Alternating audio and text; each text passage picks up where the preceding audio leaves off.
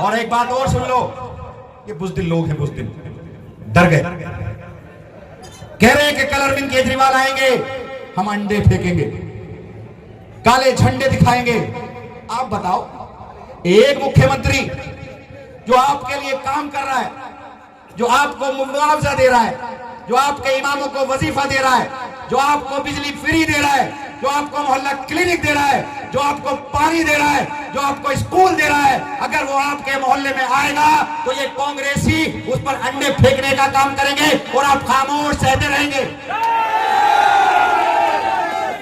इनका कल अगर ये नापाक हरकत करते हैं, अगर ये बुज़दिलाना हरकत करते हैं, तो इनका उसी वक्त मुंह तोड़ जवाब देना, घसीट घसीट के मारना, ताकि कल कोई भी आदमी मेहमान के साथ बदअखलाकी ना कर सके। ये इस्लामी उसूल नहीं है, वो हमारे मेहमान है और मेहमान की इज्जत करना मेरे नबी ने सिखाया है।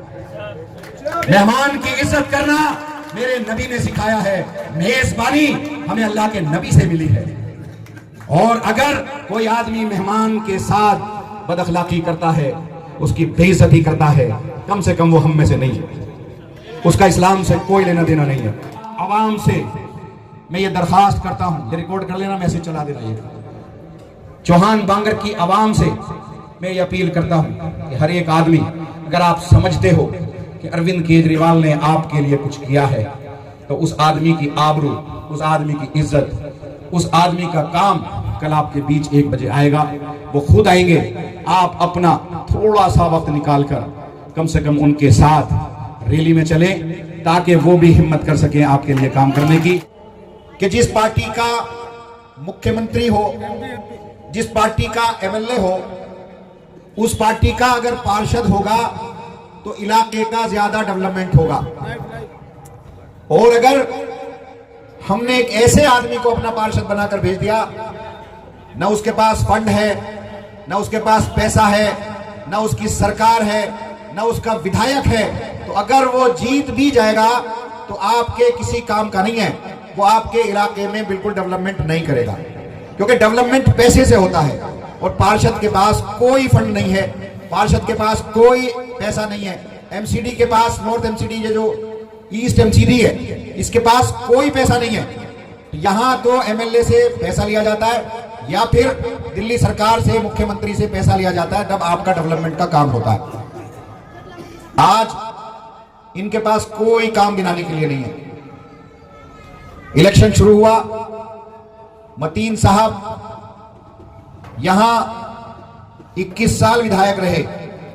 मैंने अभी तक उनकी किसी एक सभा में या किसी एक स्टेटमेंट में ये नहीं सुना कि मैंने 21 साल सीलमपुर की आवाम की ये खिदमत की, ये काम किए, इस बुनियाद पर आप मुझे वोट दे दो। अगर उन्होंने काम किए होते तो हाजी इशराक के जरिए उनकी जमानत जब्त नहीं होती। अगर उन्होंने काम किए होते तो अब्दुल रहमान साहब के जरिए उनकी जमानत जब्त नहीं होती। वो जानते हैं बहुत अच्छी तरह सीलमपुर के मिजाज को, वो जानते हैं बहुत अच्छी तरह चौहान बांगर के मिजाज को, वो जानते हैं। अगर वो डेवलपमेंट के नाम पर वोट मांगेंगे तो जाफराबाद और चौहान बांगर की आवाम उनको 2000 वोट भी नहीं देगी। 2000 वोट नहीं मिलते उनको। तो वो क्या लेकर आए? दिल्ली दंगे। वो क्या लेकर आए? मरकज। और आप लोगों के जज्बात से खेलने का काम कर रहे हैं। आप खुद बताओ, दिल्ली दंगों को 1 साल हुए, उन्होंने इस इशू को कब उठाया?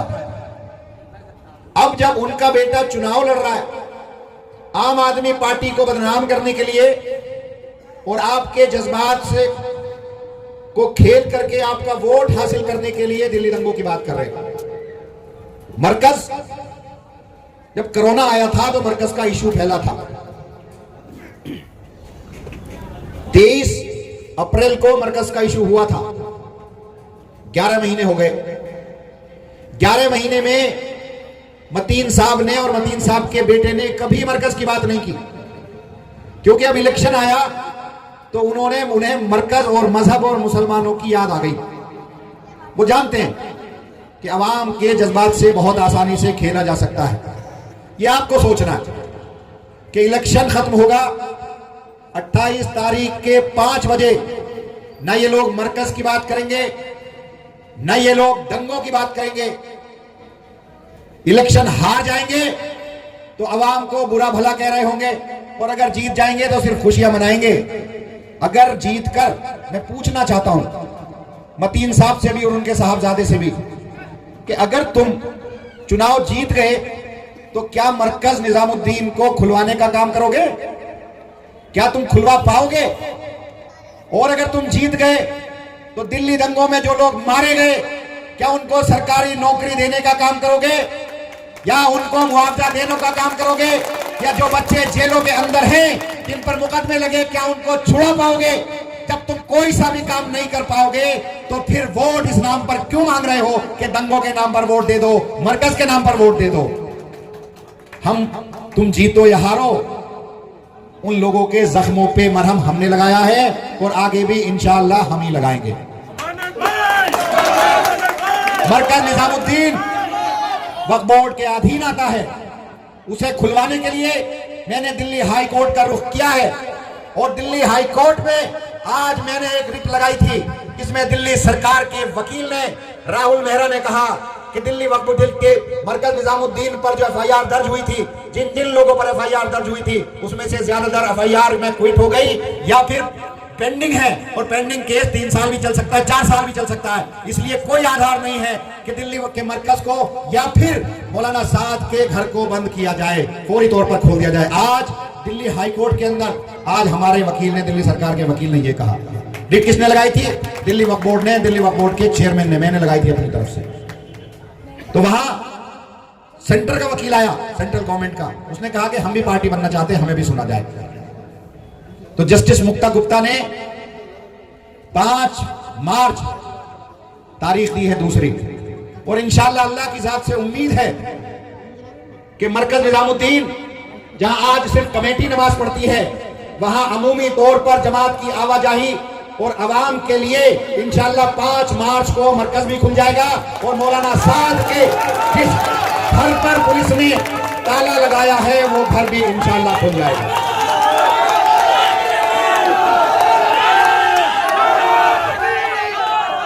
हमने दिल्ली दंगों में, हमारी सरकार में ये एक दंगा हुआ।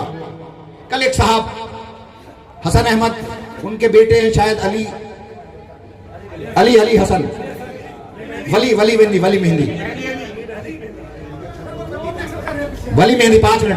5 मिनट वली मेहंदी, उनको मैंने कहते हुए सुना कि अगर हमारे वक्त में हम अगर सरकार में होते कांग्रेस में, और हमारे वक्त में अगर दिल्ली दंगा होता तो हम पार्टी से इस्तीफा दे देते। कौन कह रहा है? वली अहमद।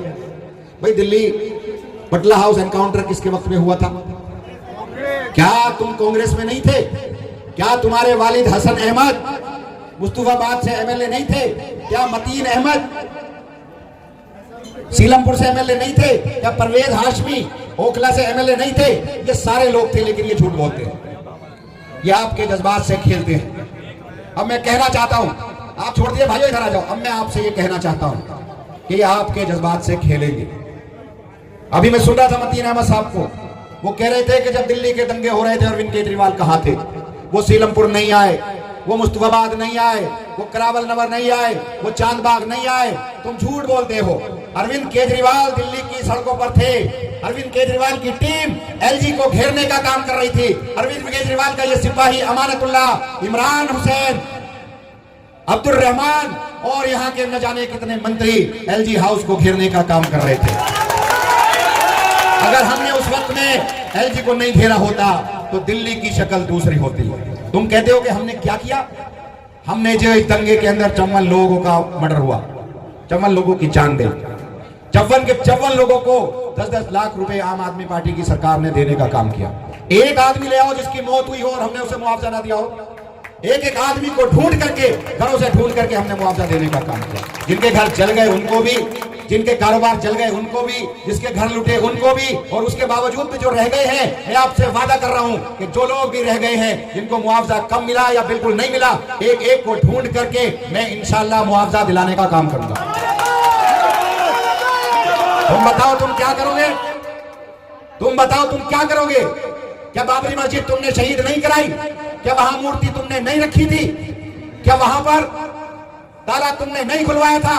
क्या मलयालम के अंदर जो बेकसूर मुसलमानों पर गोलियां चलाई गई, क्या तुम्हारी सरकार नहीं थी? क्या पीएसी तुम्हारे कंट्रोल में नहीं था? क्या मुरादाबाद की ईदगाह के अंदर बेकसूर मुसलमान ईदगाह की नमाज, ईदगाह के अंदर ईद की नमाज पढ़ रहे थे? तो क्या कांग्रेस की हुकूमत उत्तर प्रदेश में नहीं थी?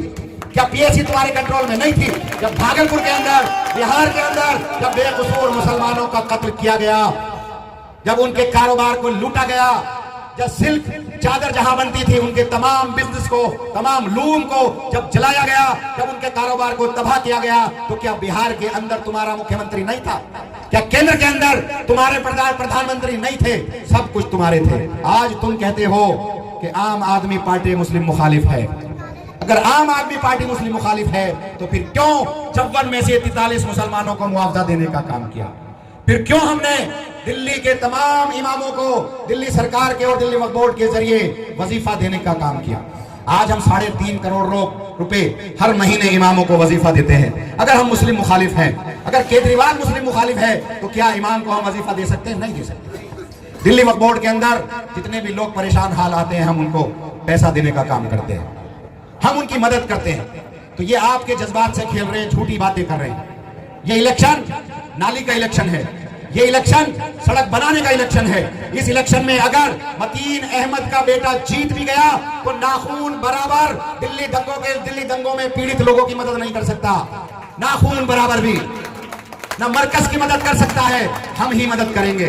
और आप, अगर मैं आज बता दूं, जिस तरह से अरविंद केजरीवाल ने आपके बच्चों को पढ़ाने का काम किया है, आज कौम की हालत यह है, आप जानते हैं। आज मजदूरी करने पर आमादा है, तैयार मजबूर है। होटल में जाओगे वहां काम करने वाला मुसलमान है, कूड़ा चुगने वाला मुसलमान है, आपके घरों का कूड़ा उठाने वाला मुसलमान है। बेरोजगार जेलों के अंदर अगर आज बंद है, इस वजह से है कि उनके पास रोजगार नहीं है, तालीम नहीं है, और उसकी जिम्मेदार सिर्फ कांग्रेस है। और कोई भी कौम उस वक्त तरक्की नहीं कर सकती जब तक कि उसके पास तालीम ना हो। सच्चर कमेटी की रिपोर्ट है जो ये लेकर आए कि मुसलमान या तो दलित है या दलित से बदतर है, और मुसलमान उस वक्त तक तरक्की नहीं कर सकता जबकि उसके पास एजुकेशन ना हो। और एक आदमी आपके बच्चों को पढ़ाने का काम कर रहा है, एक आदमी आपके बच्चों का इलाज कराने का काम कर रहा है, एक आदमी आपको बिजली फ्री दे रहा है, एक आदमी आज आपको पानी फ्री दे रहा है, एक आदमी आपके इमामों को वजीफा दे रहा है, एक आदमी जिसने हिंदुस्तान के अंदर 48,000 फसाद हुए, एक फसाद में सिर्फ मुआवजा मिला, वो मुआवजा अरविंद केजरीवाल ने दिया। आज उस आदमी पर ये उंगली उठाते, सोचना आपको है। आज जिस आदमी ने आपके लिए काम किया, अगर उसका यहां से पार्षद हार गया, कहीं ना कहीं उम्मीद टूटेगी, कहीं ना कहीं आस टूटेगी, काम करने वालों की आस टूटेगी, मेरी भी आस टूटेगी। फिर दोबारा कोई अरविंद केजरीवाल पैदा नहीं होगा, फिर दोबारा जान पर खेलने वाला अमानतुल्लाह जैसा आदमी पैदा नहीं होगा। वक्त है आपके पास, मैं वादा कर रहा हूं, चौहान बांगर के अंदर नाखून बराबर भी अगर परेशानी हुई ये चीज जीतने के बाद, तो अमानतुल्लाह का आकर गिरबान पकड़ लेना। एक एक गली बनाने का काम करेंगे, हर घर के अंदर साफ पानी देने का काम करेंगे, हर गली में बेहतरीन सीवर देने का काम करेंगे, आपके बच्चों को पढ़ाने का काम करेंगे, कॉन्वेंट पब्लिक स्कूल जैसे एयर कंडीशन स्कूल देने का काम करेंगे। और अगर यहां से हार गया तो हमारी भी आस टूटेगी। किसके लिए काम करेंगे? जिनके लिए काम कर रहे हैं उन्हीं के पास आज हाथ फैला रहे हैं, उन्हीं के पास आज आए हैं। उनकी वजह से भाजपा आज हमारी दुश्मन, आपकी वजह से सीबीआई आज मेरी दुश्मन, आपकी वजह से एसीबी मेरी दुश्मन, आपकी वजह से आरएसएस और भाजपा के तमाम गुंडे मेरे दुश्मन। अगर आज आपने भी मुझे मायूस कर दिया तो मैं किस दर जाऊंगा, किस दर जाऊंगा? आज आपके बीच आया हूं, अपनी इज्जत को मांग रहा हूं, अल्लाह के वास्ते ये एक सीट दे दो, बदले में तुम्हारा अमानत बेटा, तुम्हारा अमानत भाई आपके साथ ताउम्र कंधे से कंधा मिलाकर चलता रहेगा। शुक्रिया। वो तुम्हारी हालत पहुंचा दी उन्होंने, ये जिक्र नहीं करते, वो करते हैं क्या? सच्चर कमेटी के बारे में कौन कौन लोग जानते हैं? यहाँ नहीं जानते? आज सब लोग अपने पास ध्यान रखना, अगर घर जाके स्पीच में मेरी सुन लेना। सच्चर कमेटी की एक रिपोर्ट आई थी, उसके बारे उसे निकालना और पढ़ना, ऑनलाइन भी निकल जाएगी। जहां तुम थे ना, तुम्हारी आज इस हालत की पोजीशन, आज तुम्हारे बच्चों की जो तालीम की पोजीशन है, इसके अंदर किसका सबसे बड़ा हाथ है? वो है कांग्रेस। आज वो ये बात नहीं करते, वो ये नहीं कहते कि हमने 21 साल में सीलमपुर विधानसभा से तुमने विधायक बना के भेजा था, हमने यहाँ स्कूल बनवाए, हमने यहाँ शराब के ठेके हटवाए, हमने गलियां बनवाई, हमने सीवर डलवाए, हमने नालियां डलवाई, हमने पुल बनवाए, हमने क्रॉसिंग लाइनें डलवाई। वो ये बात नहीं करते, वो ये बात करते हैं कि ये लोग कहां थे। मैं आपको बताना चाहता हूं, उनको भी बताना चाहता हूं, हम लोग कहां थे। अपना वो मोबाइल उठाए, उसके अंदर चेक करें, हम सबको चेक करें और अपने आप को भी चेक करें और उसमें खुद देख के बताएं। और फिर भी उन्हें नजर ना आए ना तो एलजी से जाके पूछे, कमिश्नर से जाके पूछे, डीसीपी से जाके पूछे, एसडीएम से जाके पूछे, सारे प्रशासन से पूछे कि लॉकडाउन में और झगड़ों में हम लोग कहां थे।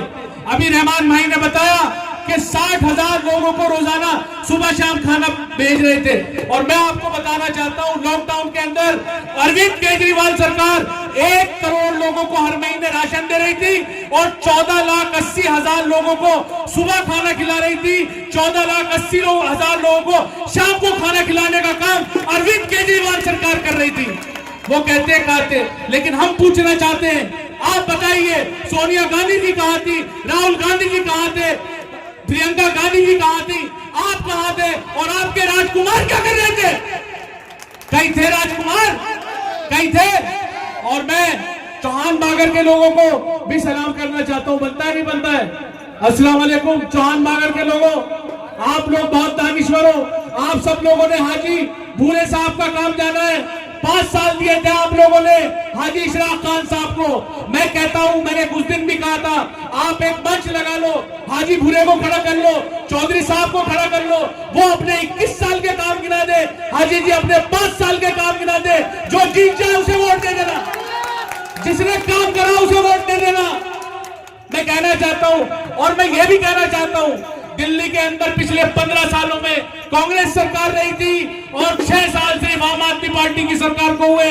मैं कहना चाहता हूं, वो सोनिया गांधी जी को लिया है, राहुल गांधी को लिया है, प्रियंका गांधी को लिया है, खुद आ जाए, अपने बड़े से बड़े लीडर को लिया है और हम में से किसी को बुला ले, रहमान भाई को बुला ले, अमानत भाई को बुला ले, मुझे बुला ले और एक कंपटीशन कर लेते। 15 साल उनकी सरकार ने क्या करा और अरविंद केजरीवाल सरकार ने 6 साल में क्या क्या काम करे। उनसे पूछना कि किस बात पे वोट मांगते हो, उनसे पूछो कि वोट किस काम पे मांगते हो। तुम्हें 15 साल मिले, एक टेंट वाले स्कूल को बना नहीं सके, रोडों के लिए गलियां नहीं बनवा सके। हाजी जी को आपने 5 साल दिए थे, 5 साल में 1300 गलियां बनवा दी। 1300 गलियां, उनसे पूछना क्या 13 गलियां बनवाई तुमने? नहीं बनवाई।